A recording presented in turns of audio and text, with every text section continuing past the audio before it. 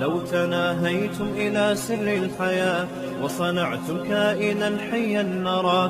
اللہ نے جو جہاد کا حکم دیا، جہاں جہاد فرض ہے اس کی آگے آیتیں آ رہی ہیں، اس میں اللہ نے بتایا کہ کافر لوگ کہتے ہیں یہ لوگ جہاد کیوں کرتے ہیں، تو اللہ نے فرمایا والفتنۃ اکبر من القتل، فتنہ قتل و غارت سے زیادہ بری چیز ہے.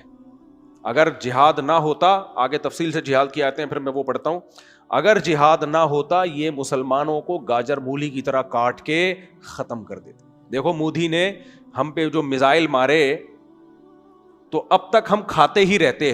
کیا خیال ہے اگر ہماری طرف سے ہماری ایئر فورس نے اگر رپلائی نہ کیا ہوتا اور ہمارے جہازوں نے اگر میزائلوں پہ بٹن نہ لگایا ہوتا اور یہاں سے بنیان مرصوص کی صورت میں میزائل نہ اڑے ہوتے تو کیا وہ جو ہم پہ طیارے آ کے گرنا شروع ہوئے تھے وہ بند ہو جاتے؟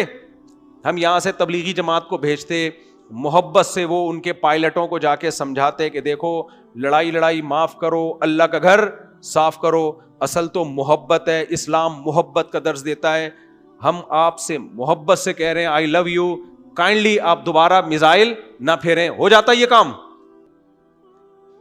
اس لیے اللہ نے فرمایا والفتنۃ اکبر من القتل، یہ جو فتنہ ہوتا ہے نا، لڑائی ملکوں میں لڑائی ہوتی اور جو قتل و غارت ہوتی وہ زیادہ بری چیز ہے، اس لیے اللہ لڑنے کا حکم دیتا ہے. اسلام دین فطرت ہے. اور آگے انہی آیتوں میں آگے اللہ نے فرمایا وَلَوْلَا دَفْعُ اللَّهِ النَّاسَ بَعْضَهُمْ لِبَعْضٍ لَفَسَدَتِ الْأَرْضِ، اللہ اگر اہل ایمان کو لڑنے کا حکم نہ دیتا زمین میں فساد پھیل جاتا، سارے ظالم لوگ زمین کو کھا جاتے. تو اس لیے اسلام کے میں محبت بھی ہے اور لڑائی بھی ہے، دونوں چیزیں. اللہ نے کہا سبزیاں بھی کھاؤ اور گوشت بھی کھاؤ. درندے صرف گوشت کھاتے ہیں، شیر ویر کیا کرتے ہیں؟ خالی گوشت، ہر وقت براتے ہی رہتے ہیں بیٹھ کے. اور کچھ لوگ صرف سبزیاں کھاتے ہیں، جیسے بکری ہے، غرانے کی طاقت اس میں ہے ہی نہیں. مسلمان کیا کرتا ہے؟ کبھی کبھار ایک آدھ ٹماٹر بھی کھا لے گا، لیکن وہ بھی گوشت میں ڈال کے کھائے گا اور گوشت بھی کھا دیتا ہے. تو محبت بھی اور لڑائی کا جذبہ بھی، لیکن غلط جگہ جذبہ استعمال نہ ہو لڑائی کا، جہاں لڑنا ہے وہاں جا کے لڑے آدمی. تو کسی نے کہا نا سبزی کھانے کا سب سے بہترین طریقہ یہ ہے کہ بکرے کو سبزی کھلاؤ پھر بکرا کاٹ کے کھا جاؤ، وہ سبزی کے اثرات بکرے میں آ جائیں گے. آگے چلتے ہیں میرے بھائی. آگے اللہ نے فرمایا وَأَنفِقُوا فِي سَبِيلِ اللَّهِ وَلَا تُلْقُوا بِأَيْدِيكُمْ إِلَى التَّهْلُكَةِ وَأَحْسِنُوا إِنَّ اللَّهَ يُحِبُّ الْمُحْسِنِينَ. حج کی آیتیں ہیں. حج میں صحابہ کرام تجارت کو برا سمجھتے تھے. حج میں ایک اہم حکم یہ دیا کہ جو بھی حج کا یا عمرے کا احرام باندھے گا فلا رفث ولا فسوق، کوئی فحش بات زبان سے نہیں کرنی اور کوئی فسق و فجور کا کام نہیں کرنا، ولا جدال فی الحج، اور لڑنا جھگڑنا نہیں ہے. احرام کی حالت میں بیوی سے بھی آپ شہوت کی باتیں نہیں کر سکتے، سمجھ رہے؟ احرام کی حالت میں بیگم کے ساتھ بھی آپ کوئی ایسی بات نہیں کر سکتے جو نارمل حالات میں فحش بات سمجھی جاتی ہے، وہ بھی جائز نہیں ہے. اور لڑنا جھگڑنا بالکل جائز نہیں ہے. بعض لوگوں کو ہم نے وہاں بھی احرام میں بھی دیکھا ایسے بیٹھے ہوتے ہیں جیسے توے پہ کسی نے لا کے ان کو بٹھا دیا ہے. تو احرام میں بالکل برداشت برداشت برداشت. آگے اللہ فرماتے ہیں صحابہ کرام جب حج کرنے جایا کرتے تھے تو پوری دنیا سے لوگ آتے تھے، تو اب تجارت ہوتی تھی. شام سے جو لوگ آ رہے ہیں وہ مال لے کر آ گئے جو شام میں پائے جاتا ہے، حج بھی ہو جائے گا چلو. اور مدینہ والے وہ مال لے کے چلے گئے جو شام میں نہیں ہے، تو تاجروں کے آپس میں لین دین ہوتی تھی. ان کا مال خریدا، انہوں نے ان کا مال خریدا. جب اسلام آیا، حج کیا صحابہ نے، تو اشکال ہونے لگا، بھائی ہم تو حج کر رہے ہیں اور پیسے بھی کما رہے ہیں، یہ پتہ نہیں ہمارا حج ضائع نہ ہو جائے. اللہ نے فرمایا لیس علیکم جناح، کوئی حرج نہیں ہے، تجارت بھی کر لیا کرو. سمجھتے ہو حج کرنے جا رہے ہو، بزنس بھی ساتھ ساتھ نمٹا کے آ جایا کرو. اللہ کو پتا تھا یہ حج بزنس کی اتنی بڑی اپارچونٹی ہے، یہ میں مسلمانوں سے کیسے ضائع کرا دوں. اس سے پتہ چلتا ہے اللہ تعالیٰ مسلمانوں کو اکنامکلی کمزور دیکھنا چاہتے ہیں یا پاورفل دیکھنا چاہتے ہیں؟ پاورفل. تبھی حج جو خالصتاً عبادت ہے اس میں باقاعدہ صراحتاً تجارت اور بزنس کی اجازت دی جا رہی ہے. افسوس کی بات پتہ ہے کیا ہے؟